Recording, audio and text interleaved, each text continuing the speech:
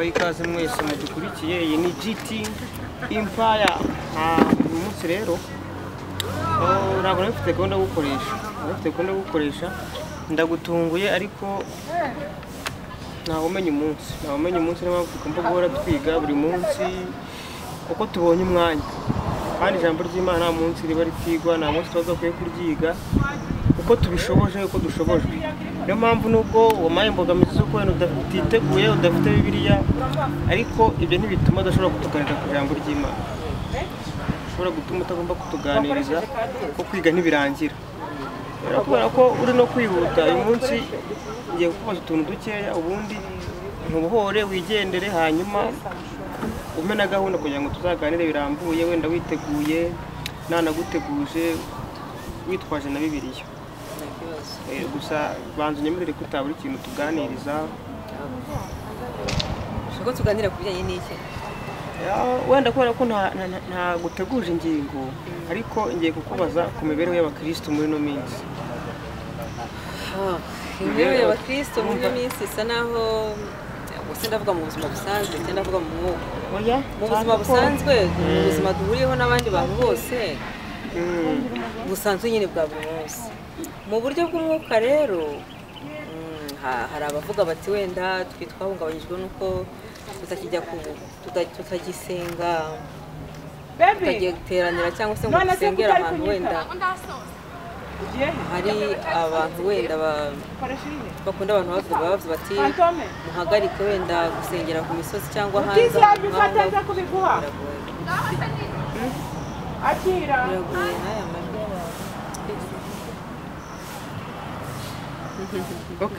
impamvu rero nzanye iyo ngingo ni uko muri iyi minsi ikigaragara ni uko bigoye.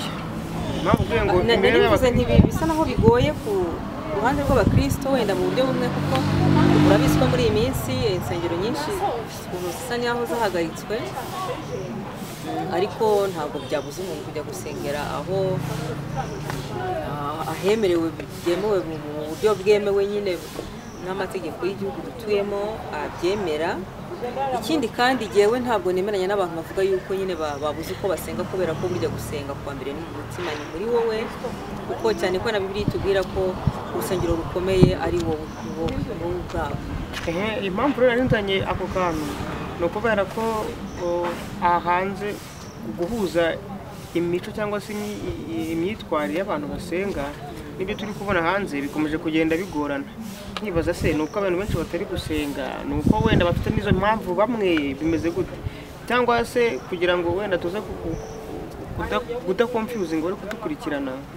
Ikintu nshatse kuvuga nibwo baracyumva neza, ariko mwese mugambo nshatse kubaza ngo imyitwarire y'abantu tubona hanze hari impact igera ku bintu bijyanye n'iyobokamana.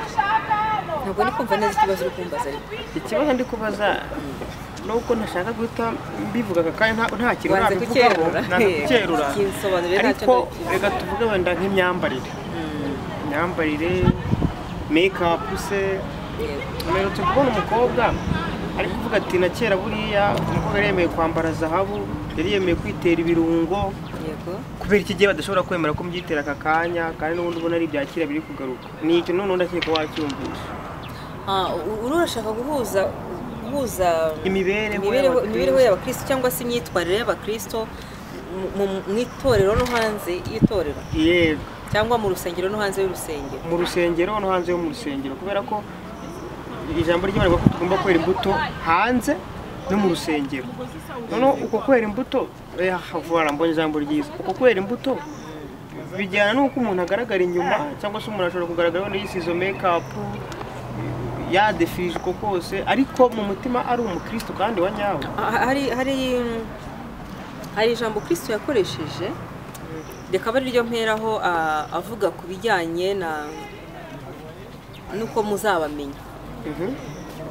Yaravuze ngo muzabamenyera ku mbuto bera. Haleluya. Amen, amen. Ntabwo yavuze ngo muzababonera ku mpano bafite cyangwa se ku byo bambaye. Yaravuze ngo muzabamenyera ku mbuto bera, abo bankurikira. Bivuze ngo jewe aka kanya nikaragiye umusatsi uko umeze, ntago ndi ndobrije yo kwigisha umuntu ngo afashwe. yewe ningusubiza ndirinda kugira uwo mbangamira cyangwa mbogamira cyane ko atari nayo ntego nyamukuru no kwigisha. ndanirinda kugira uwo nteribuye cyangwa ngo mugore ariko ariko twese gukorana ndakubwira ngo buri muntu agira umuryango arererwamo. Yego sibyo? Niba uyu munsi Apotre Gitwaza Imana umugisha kuko ni umubyeyi wanjye ndanamukunda cyane ahagurutse mu rusengero nabonye abantu benshi cyane ntabwo nakoresha ijambo rivuga ngo baramwihaye ariko navuga ko nyine abantu benshi bamuteye amabuye barayatashe ku byo yavuze. ariko kiriya kiganiro hari ikintu bibagiwe gusa mu kiganiro twakoze harimo ako kantu kakavuga ngo wenda ngo imico yo muri famiye yacu. Yego sibyo? Bikuvuga ngo niba Apotre yavuze gutya yavuze ngo mu rusengero iwacu ntazagire umuhungu uza kuruhimba ameze gutya. Sibyo? Yaravuze ngo mu rusengero iwacu. Umuntu rero niyumva ibyo mu rusengero kwa Apotre Gitwaza akajya kumva inyigisho ziramufashije akumva aguwe neza azaba yemeye kubahiriza sibyo no kwemera amahame agenga aho hantu yemeye kuririrwa no gukurira kuko azaba afite ukuntu yabonye ibyiza byaho. sibyo? Undi nawe nabona ahandi nabwo akabona hari ukundi kuntu bimeze akabona hafashirizwa akabona ahateranira agasenga Imana ikamwumva ikamusubiza aho naho ntabwo tuzagira ikindi turenzaho. sibyo? tuzabyakira uko bizaba bimeze kandi ubwo nyine bizaba bimufitiye umumaro ku giti cye. ntabwo bizaba bifite umumaro jewe bizaba bifite umumaro ku giti cyande cy'uwo muntu. sibyo? icyo rero ibyo ni bibiri mbanje kuvugaho ubwabyo ukwabyo.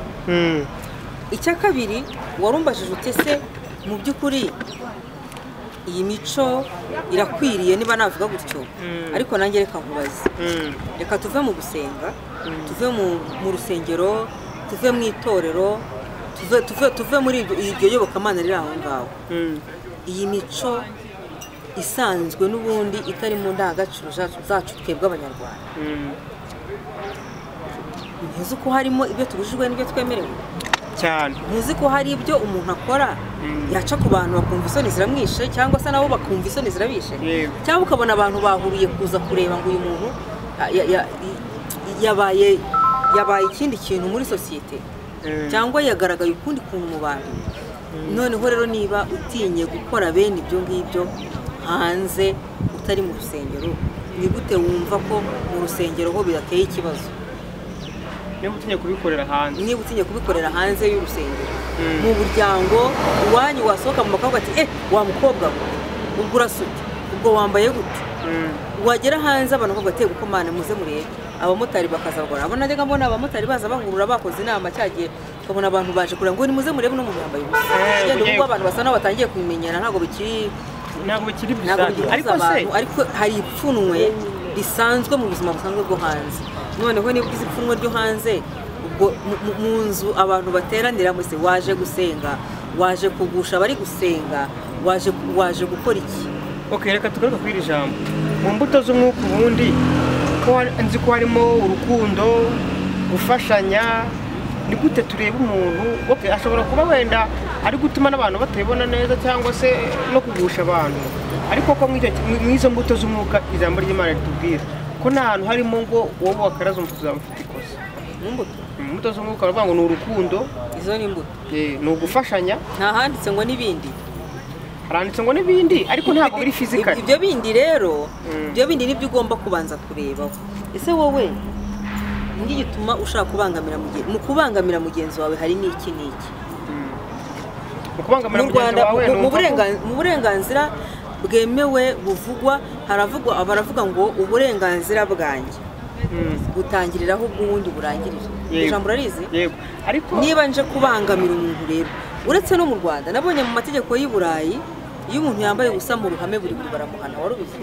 no mu Rwanda basigaye bahana ariko ni nk'urugero nari nguhaye kuko abenshi twigana ibyo tubona ku mashusho y'ahandi ukabona abantu wenda bafite abantu bambaye kubera ko hashyushye cyane batari kubasha kubyihanganira, nawe iwacu hari climate imeze gutya ya climate imeze idafite ikibazo kinini, nawe ukambura cyangwa se ukaba wabyambaye bikunze ubishaka, si gutera amabuye. Ariko icyo nkwibariza, nta muntu wabangamiye. Mu kubangama harimo za mbuto. Ni gute umuntu aza mu rusengero yambaye gusa? Ni gute umuntu aza mu rusengero yambaye ya myenda ari umuntu w'umusore, ukajya kubona ukagira ngo hari ibintu yapakiyemo hano inyuma byenda gutakara? Hari abahita bavuga ko iyo yumva we nyine nta bitamubangamiye, aba yumva ko uri buntu atagomba kumucaginga, kuko ari uburenganzira. Navuze byo nivuga ngo uburenganzira bwawe bwanjye ngewe gutangirira aho ubwawe busoreza burangirira. Niba wowe wumva ko utabangamiwe, ese wambajije umenya ko ngiye ntabangamiwe? Abisobanuro yisobanura kubwira ko atabereyeho undi, kandi ko mukwiye no kureba niba atabereyeho undi. Urumva niba uwo muntu atabereyeho undi, uyu muntu bwaracyafite za mbuto zuzuye. Imbuto ashobora kuba atazifite, ariko se ntakwiye no kujya imbere abantu. Mu mategeko twahawe n'Imana harimo irivuga ngo urajya ukunda mugenzi wawe nkuko wikunda. Bivuze ngo we ntiwagombye kubangamira, kuko igihe urimo kuryangiza buhoro buhoro, ugenda uryangiza utangira gake gake, amaherezo ukazaryangiza ukarirundura. Hari abo numva bagaya kuko utabona nk'umuntu umukobwa wenda wambaye gutya cyangwa se ufite uko kose dushatse kuvuga, kubera ko ntabwo turi kubibasira, adakwiye kujya ku ruhimbi. Ntibikwiriye. Ariko ahantu herejwe havuzwe yuko ari ahantu abantu batangira ijambo ry'Imana, sibyo? Kuko aho abantu bateranira bagasenga ho ni mu rusengero rwose, sibyo? Aho ngaho harinjira ababi n'abeza. Siko tujye kuvuga, reka tubivuge basi muri urwo rwego. Ariko harabakumirwe. Ku ruhimbi ni mazabahu, n'ahandi hantu. Muri Bibiliya kera hari ahera hakaba n'ahera hahera. Ariko ahera rero ruhakingirije utabutsemo kabiri. Ubu buri wese yemerewe. Ruhakingirije rero ntabwo wari ugiye ku ruhimbi, ntabwo ari ku ruhimbi, ni mu rusengero. Mu rusengero twese twahurira tugasenga. Ariko na kera umuntu wese yarazaga mu rusengero tugaterana.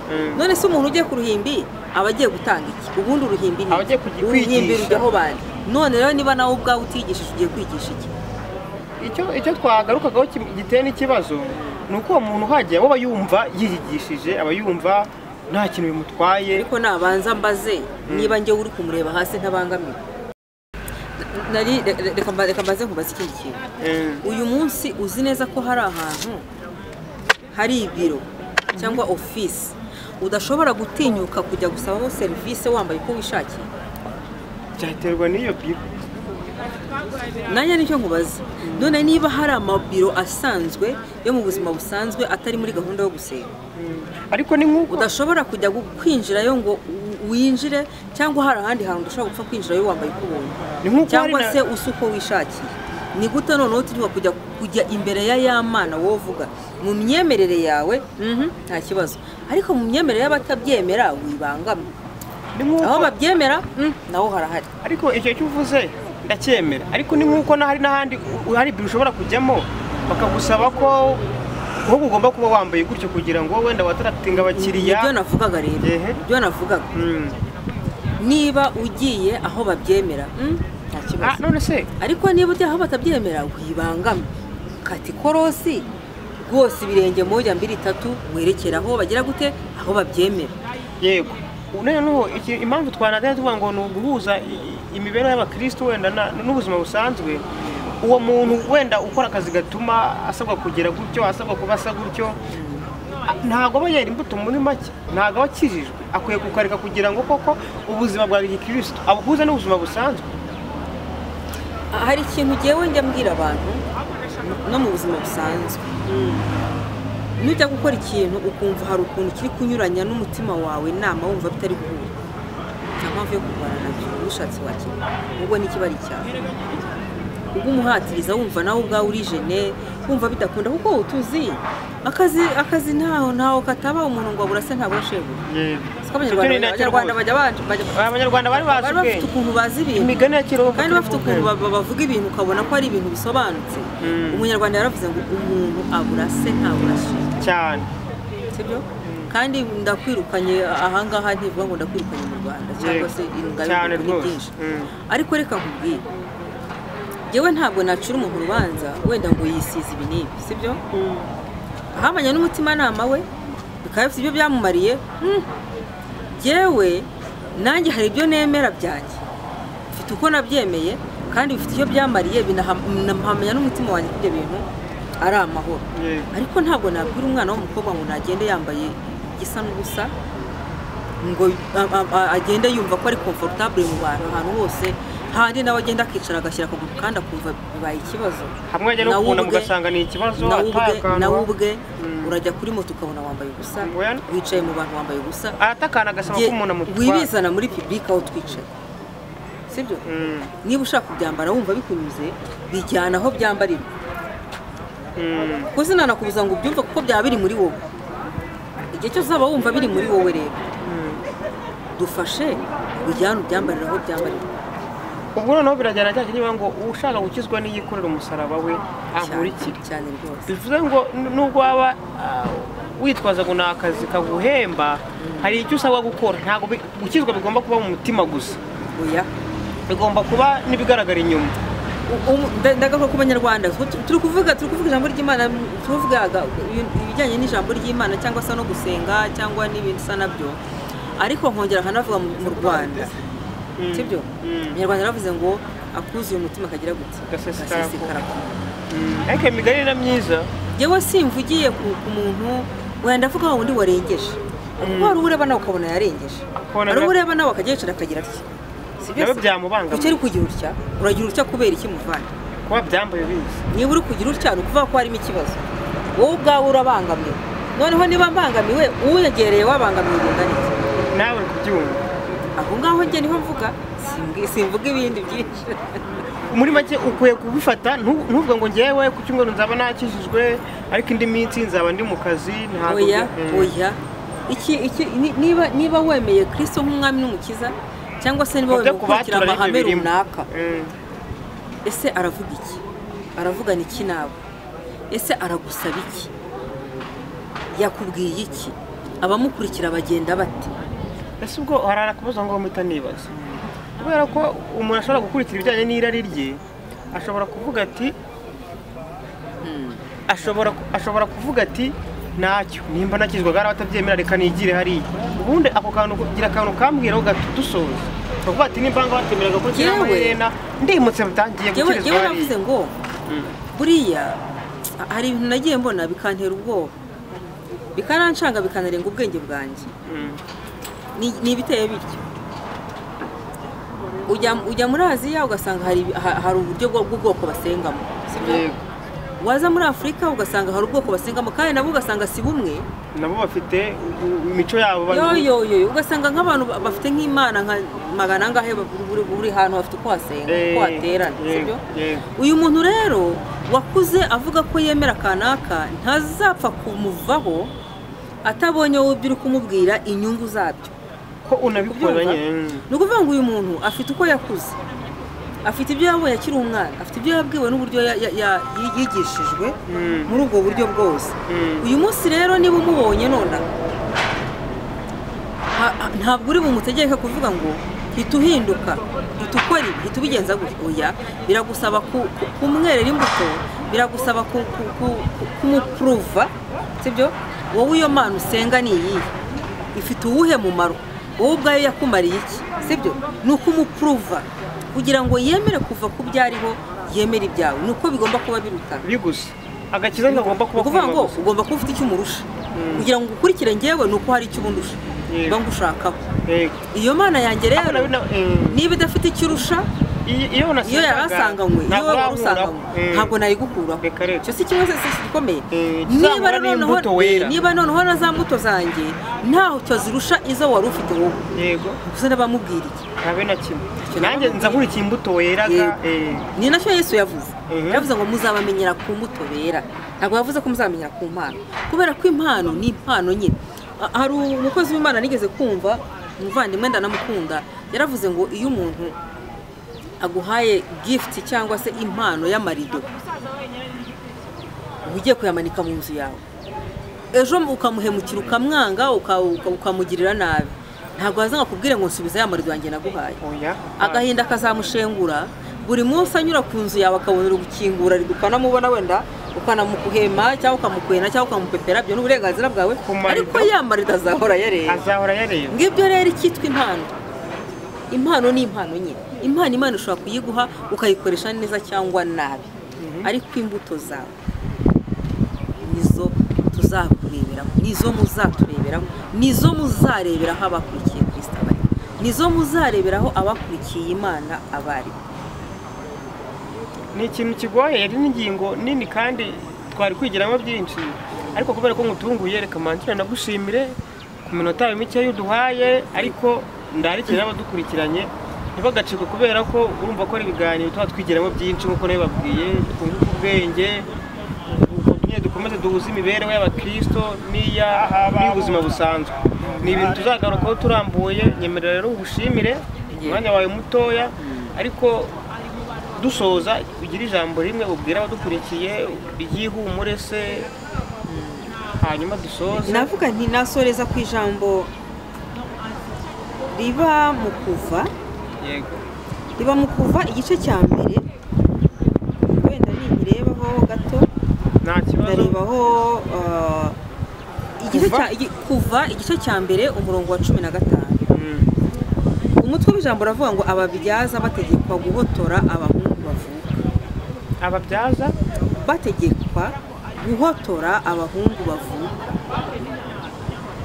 impamvu mvuze iri jambo ni iri impamvu mvuze iri jambo ni iyi nuko iri jambo icyo nari ngambire kuvuga ni ukuvuga ngo nta muntu nta n'ikintu nta na situation cyangwa situation iyo ari yo yose ikwiriye kukubuza gukora ibyo ugomba gukora mu kugira neza cyangwa se mu kuba uwuriwe ubu none nibwo nimanuka ku murongo wa 17 nari nsomye umutwe nari mvuze ngo ni igice cya mbere cyo mu kuva reka dusome umurongo wa 17 gusa ngo maze abo babyaza bubaha Imana ntibakora ibyo bategetswe n'umwami wa Egiputa ahubwo bareka abahungu babaho basuga ngo mbishimiye Imana nashaka kuvuga akantu gatoya yego karenda kujyana n'ibyo twavugaga mu bibi no mu byiza nukuvuga ngo nta mpamvu nimwe yagatumye utera imbuto ugomba kwera utitwaje ngo nakazi ugaragaza uriwe aba babyaza uyu murimo bari bawukoze igihe kirekire muri Egiputa bari bazwi nk'ababyaza bategetswe n'umwami wa Egiputa ngo wiminye utarakundaga abayisiraheli nyuma y'uko Yozefu yitahiye ni inkuru ndende tuzayigarukaho ikindi gihe mfite umwanya ariko aba babyaza umwami yarabategetse ngo yagiyeho ko atakundaga abayisiraheli ngo aravuga ngo abayisiraheli ko batangiye kugwira n'iki twakora yego ubu ntibazadukuzaho ntibazaduhira abahungu se gucungura karabaye nyine umutima umuhagararamo arangije mu bintu yakoze bibi yabahakoresheje akazi k'uburetwa ariko ntiyashirwa ntiyanyurwa ahubwo navuga ngo abana b'abahungu bavuka bicwe aravuga ati dukwiriye kujya tubica bakiva kugira ngo atazagira urokoka aragenda yegera bababyaza ngo bari abagore babiri bazwi umwe yitwa Shifura undi nawe akitwaga Puwa atanga itegeko iri ryari itegeko ry'umwami yica umwana uwo ari we wese uvutse w'umuhungu akivuka ariko ijambo ry'Imana riratubwiye ngo aba babyaza babitekerejeho baravuga ati nubwo itegeko ritanzwe n'umwami ariko si ryo mu ndangagaciro twebwe dufite mu mahame y'ibyo twamenye ntabwo dukwiye kwica abana bavuka Bibiliya ni uko ivuga nubwo ryari iry'umwami ariko bararyirengeje nta mpamvu n'imwe muvandimwe ikwiriye gutuma njyewe nawe turekura ibyo twamenye twitwara uko tudakwiriye kwitwara nta mpamvu n'imwe yaba intoya cyangwa nini Umunyarwanda yaravuze ngo impamvu inganururo nkunda kuvuga ijambo n'inganururo ntikwiriye ituma njyewe ntakaza imbuto nkwiriye kwera mu gihe nkwiriye kuzera Haleluya amen iri jambo rero ndumva bihura n'ibyo ukuntu biri guhura n'ibyo twavugaga. Niba wemeye kuba umukristo, yego, indangagaciro z'umukristo ni izi zigombe zikuranga, amahame y'ubukristo ni ayahe, sibyo? Ikindi, imbuto z'abakristo bakwiriye kwera ni izihe muvandi nshuti yanjye? Niba rero wazimenye ukaba wiyemeje kuba umukristo, mesa kamwe uzareba umuntu uri gukunyira bikunda gukora abana, natwe twajyaga tubikora, ukagera nk'ahantu harimo akantu kakorera hagati, ugomba kugenda akaguru kamwe kari hano akandi kari hano. Iyo gakomeje kugenda kaba kagari kaba kanini, bigeraho bikakunanira gushyira akaguru kamwe hano akandi aho. Hari abavuga ngo ni ugutandaraza. Usaba guhitamo. Witandaraza rero. Reka nanjye ubwanjye niyo gutandaraza. Mureke twe gutandaraza. Reka tumeze kamwe abakristo. Ubwo ndavugana n'abakristo. Nihanganisha abantu bafite ibibazo, nihanganisha abantu babaye, nihanganisha abantu barwaye, nihanganisha abantu baburaye n'ababwiriwe, nihanganisha abantu birukanywe mu mazu, nihanganisha buri muntu wari wese ufite ikibazo icyo ari cyo cyose. Nkababwira ngo Uwiteka Imana aracyahari. Yatabaye Saduraka, Meshaki na Abedenego umunsi banze kwiyambura uyu mwambaro wo kumenya Imana. Haleluya. Natanze ingero z'abantu bari bakomeye, bahawe amategeko avuye ahantu hakomeye kugira ngo bikureho iki ngiki bari baramenye cyo kumenya Imana. Ariko wowe wari wahabwa itegeko ryo kushobora kwica, wowe wari wahabwa itegeko, cyangwa se ibi bintu ubikora kubera iki? Ko nta gahato kakuriho, ko nta bikuremereye bikuriho. Mesa kamwe, jya kwa Kristo, cyangwa se werure wikomereze gahunda zawe. Uko ubivuze rwose ntawe ukeza abandi. Ijambo ry'Imana muraryakiriye bavandimwe, genda kubwira kuba wumvise kino kintu narwo ni urubanza rukugiyeho, buriya akenshi umenye kuzazira ibyo wagiye wumva ukirengagiza ukajugunya ukabirenza amaso ukabirenza amatwi, nyamara wabyumvisha. Buriya uwagize amahirwe yo kumva icyo wumvise cyose uzakibazwa. Niba ni mu rusengero, nimba mu rusengero, ninsohoka hanze ubukristo bwanjye simbusiga mu rusengero ngo ningera hanze mbundi muntu. Ntabwo turi amakamere. Kamere we ni ikimenyero. Kamere we ntabwo turi uruvuvu cyangwa urunyaru. Uhindure icyatsi ugiye kubyatsi. Ngo Yesu ni Yesu, Kristo ni Kristo, Imana ni Imana. Ntabwo niba nafashe inzira imwe nigumemo n'amaguru hagarare ukamye ibyuzi. Yego, urakoze cyane nubwo mwakutunga rwose, ariko nizere ko tuzajya umwanya tukabiganiraho birambuye. Hanyuma n'abadukurikiye mwese mugerageze mukomeze. Ikindi kandi nsoza kuri subscribe, nta kintu bitwaye muvandi, nta kintu bitwaye, nta mafaranga bitwara, nta mwanya bitwara. Kora subscribe, uraguteye inkunga GT Empire, kandi nawe ujye uba mbere mu biganiro byiza byubaka bigufasha gukomeza kuba mu muryango kandi utuje. Yego, mushimire ubwire ngo nakagaruka n'ubutaha musanga hano. Wakoze subscribe, wakoze like, wakoze share, byose ubundi dukomeze tubane. Yego, murakoze cyane. Murakoze.